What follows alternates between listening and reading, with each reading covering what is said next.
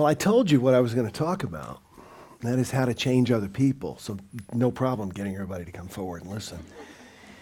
I do notice that's a trend that I'm getting asked an awful lot lately. I got an email about 6 months ago from someone telling me how their brother was an alcoholic and how she had had all these issues with him and that he couldn't leave the home and his teeth were rotting out of his head and he was living in filth and all of this. And she asked me how she could change him. And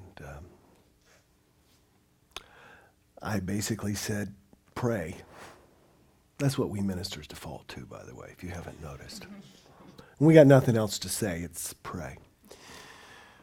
But I've been thinking an awful lot about this because that's not an isolated incident. I'm getting that asked that a lot. You know, what do I do about this person in my life? I love them so much, and yet they're on this path.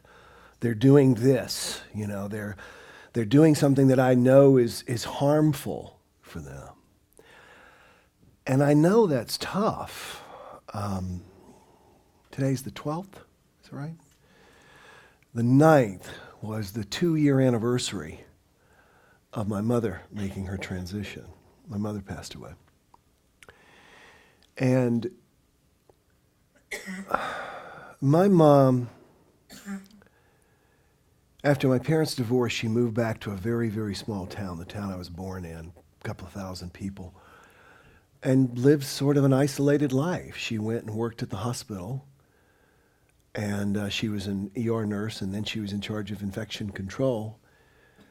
And then every night she would come home, and she would sit, and she would smoke cigarettes, eat chocolate-covered peanuts, and watch the Atlanta Braves on television. That was my mother's life. My mother also suffered from chronic depression. And so any sort of exercise would have been beneficial for her. Anything. Come on, let's go for a walk. And whenever I would go and stay with her, because my mother and I have a lot in common, and to the extent that my mother was very obese as a child, as was I. When she turned 17 or 18, she lost about 60 pounds. I lost 100 pounds. I've yo-yoed up and down. My mother just really had an issue with hers until the last years of her life. And every time I'd go visit her, I'd always say, come on, Mom. She lived near a lake. She lived on a lake. I said, let's go walk the dam. It was a beautiful walk. And never, I can't remember ever getting her out on the dam. And it was so frustrating, you know? And knowing that if I could get her to exercise, that's the, do you know that exercise is the gateway habit to all other habits? They've proven that. If you want to change everything in your life, the first thing you do is learn to exercise because it just changes everything. And I knew if I could get her to do that, I knew she wouldn't be so sad. I knew she wouldn't be focused on all the negative all the time.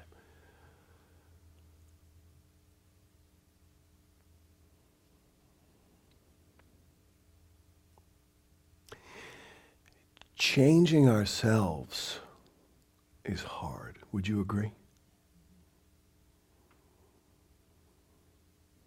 That's easy compared to changing other people. And I thought I would look at someone I consider to be a great change master, and that was Jesus Christ. I've said before, especially since you're here for the first time, when you say Jesus Christ, you can scare people in our culture.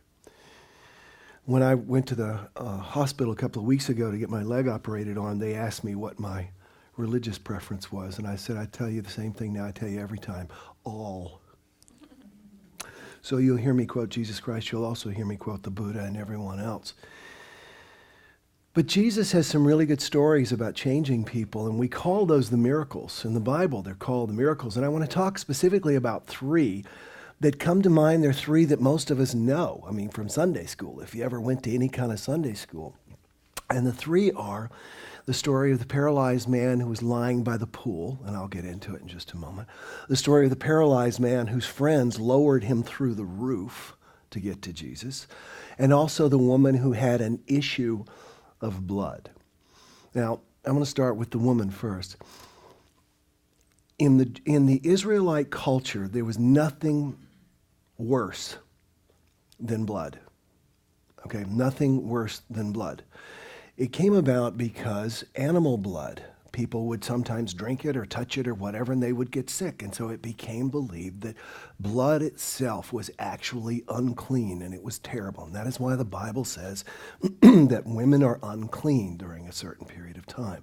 Now we say, oh, unclean, no, that means unclean. That means, think of like the caste system in Hinduism.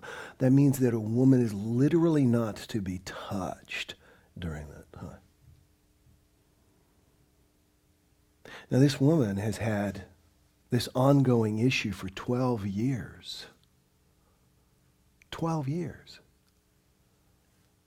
And she goes to see Jesus, and it says in the Bible that she was, you ready for this? Legally unclean. The authorities had designated her as an untouchable in the society. By the way, if you walked in this morning with problems in your mind, think about this chick. Nobody's allowed to touch her. And as we know, it was probably just a mild thing, easily cured nowadays. So that's the first story. The second story, and I'm going to go more into it because I want to talk about the commonalities between them all. The second story is there's a belief that at Bethsaida, it's spelled different ways in different translations, Bethsaida, it's a pool near Jerusalem. And it was believed that once in a while the angel of God would come in and stir the water up, and the first person who got in the pool would be healed. Great story, isn't it? Nowhere in the Bible does it say it actually worked or it ever happened for anyone. And Jesus walks up and he sees all of these people, and this old man is lying there, and he sees Jesus, and he doesn't know Jesus from Adam. That was pretty good. I should write that down. See, even God liked that one. Did you hear that? He didn't know Jesus from Adam. And he says to Jesus, if the water stirs, will you please help me? Will you please pick me up? Because as soon as the water stirs, what happens is other people push past me and someone else gets healed. The third story, which is very similar to the second story, in this one particularly, Jesus is actually speaking somewhere, and then word gets out that Jesus is speaking, and all of a sudden it gets crowded and more and more and more and more crowded. And then these people have this friend who is paralyzed, a paralytic, and they have a belief that if they can just get him near Jesus, he'll be healed. If Jesus can touch him, they'll heal him. So they try to get him through the crowd, and the crowd is so thick they can't get the pallet up to Jesus. And so they go up, and it says in the Bible, they tore a hole in the roof and lowered him down. Could you imagine, Joel Osteen speaking?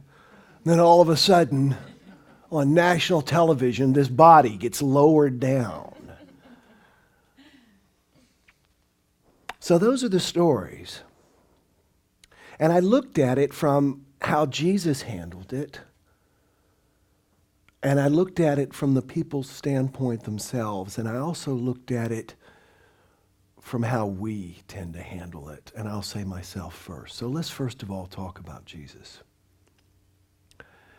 Nowhere in the Bible does it say that Jesus sought out anyone to heal them.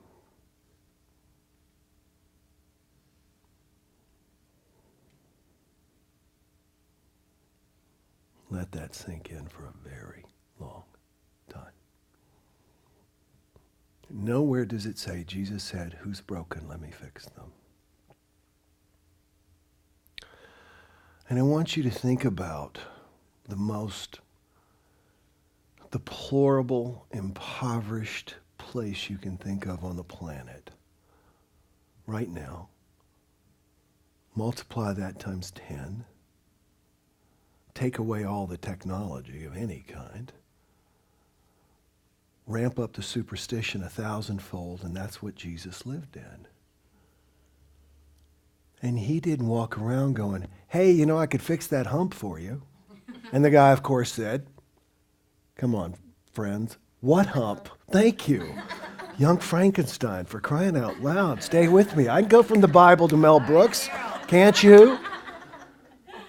He didn't say, I can fix that hump for you. Jesus just loved everybody and waited until they sought him out. The second thing I noticed that Jesus didn't do was, he didn't say, tell me your story. Tell me your backstory. Tell me why you're broken. Tell me why you have this issue. Tell me why your mother treated you that way. Tell me why you have this weight issue. Tell me why you've yo-yoed up and down. Tell me why. Tell me why. Tell me why. Get me into the very story that's trapped you.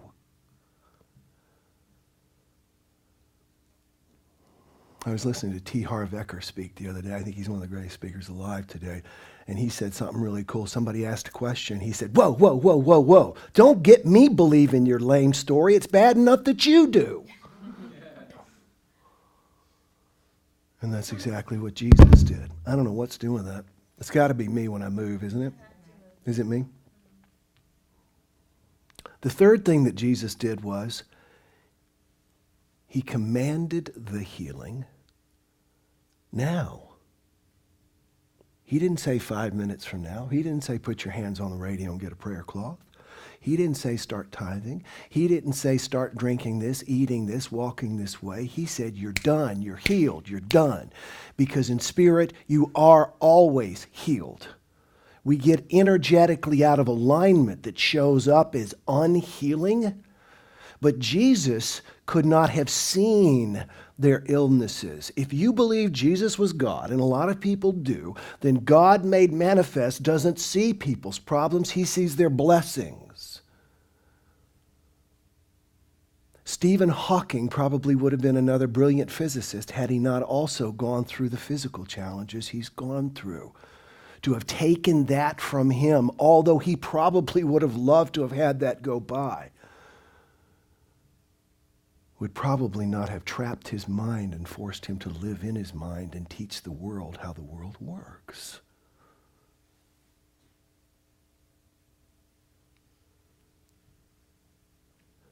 You're healed now. Boom, Jesus said. And then he gave the credit to who? Anybody want to get this? This is good. Somebody guess. To God? No. To them. Never once did Jesus go, healed another one, baby. Yeah. Put a little H on my toga here, you know. Yeah, healed another one. Yeah. When the woman touched his garment and was healed of the blood issue, Jesus said, daughter, be of good comfort. Thy faith hath saved thee. Go in peace. As thou hast believed, so shall it be done unto you, he said to the paralytic. Thy faith hath made thee whole, after he brought the Roman soldier's daughter back to life. Go and sin no more, he said to the man who was paralyzed and lowered through the roof. It's very interesting, by the way. This is also in the Bible, in the book of John.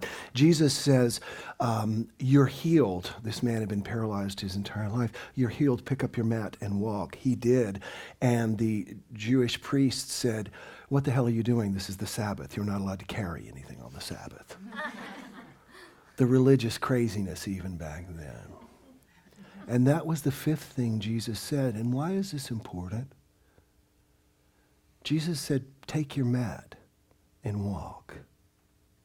He didn't say leave it. He said take your mat. I'll tell you why in a second. Let's talk about what the people were like. Number one, they wanted to change. Please say that with me. They wanted to change. You know that person you want to change? They say they want to change. They say they want to change. But trust me, there's a benefit being derived, even if it's attention, by staying the way they are. Change is hard. Change is hard. It's thousands of little changes before you ultimately change. So number one, the people wanted change. Number two, they sought Jesus out. Number three, they accepted what was offered. And number four, they accepted the credit Jesus gave them for the healing. Not a one of them goes, oh, no, man, dude, you're Jesus Christ. Are you kidding me? I didn't have anything to do with it. It has nothing to do with my faith. You're Jesus. You're the man. You're JC.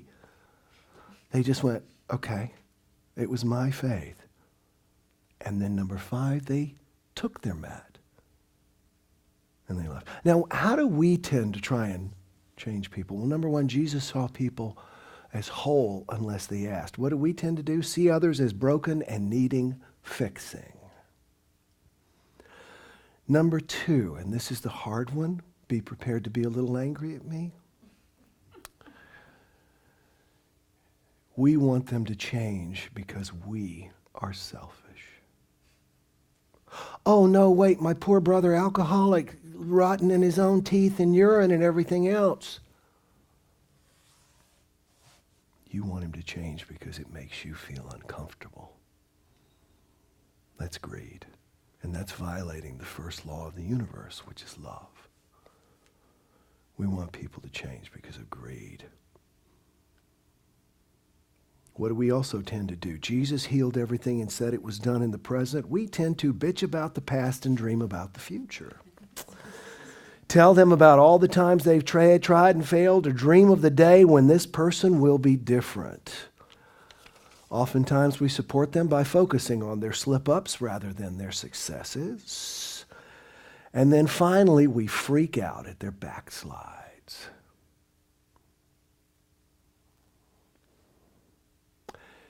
If you've ever seen the Cookie Monster eat a cookie on television, raise your hand. You see what a mess he makes? Yeah? Okay. He looks like British royalty compared to the way I eat popcorn at the movies. I kid you not. I have always loved movies. I have always loved going. This much corn becomes that much popcorn. I love my scarfer, okay? I just scarf popcorn. Women have tried to break me of that habit my entire life. Like this, 2 fingers, 3 fingers. Just remember 3 fingers. 3, and lastly, and then everybody else doesn't hear. Somebody compared it to marbles in a garbage disposal. Thank you very much. None of their coming at me like that made me want to change. You know what makes me want to change? When I take Marty to the movies and after the movie I stand up and my black sweater looks like I've been in a snowstorm from popcorn, and she brushes me off and goes, "You're so cute."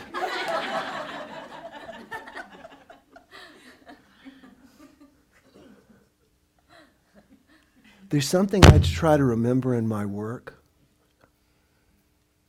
And it's something I actually have written down, and that is you don't change the world by pissing it off. Because I walk a fine line there of waking people up and aggravating people, but the same is true with other people in our lives. You don't change people by upsetting them. You change them by going, "You're so cute. If you ever want to change, you let me know. But till then, I just think you're great." Jesus told them to take their mats because Jesus was unattached to whether they ever became paralyzed again. You may need that, friend. Take it, and I'll still love you. I don't care. I'll still love you.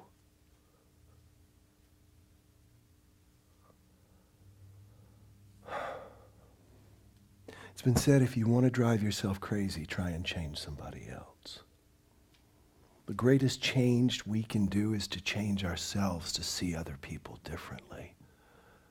I mean, the word relationship comes from the word relatus in Latin, which means to relate. Literally, my relationship with Marty is what I tell myself about Marty.